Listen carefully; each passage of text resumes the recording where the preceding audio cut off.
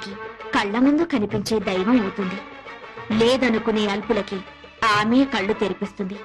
నైవేద్యాన్ని ఆ అమ్మనే పిలిచి తినిపించాడు ఓ చిన్న పూజారి. ఓం శ్రీ కనకదుర్గా దేవి దత్తాత్రేయ, నేను ట్రస్టీ గారితో మాట్లాడొస్తాను. త్వరగా నైవేద్యం పెట్టేసి మేయర్ గారింటికి ప్రసాదం పట్టుకెళ్ళాలి. నేను వేద పాఠశాలకు వెళ్ళాలి, తొందరగా రండి. అవన్నీ తర్వాత, అమ్మవారికి నైవేద్యం పెట్టాకే వెళ్ళు. నేను ట్రస్టీ గారితో ప్లేట్ల కలెక్షన్ గురించి మాట్లాడి వెంటనే వచ్చేస్తాను. ఎక్కువ మంత్రాలు చదవకుండా త్వరగా కానీ పులిహోర పైన జీడిపప్పు కదలకుండా నైవేద్యం పెట్టు. తినమ్మా తిను.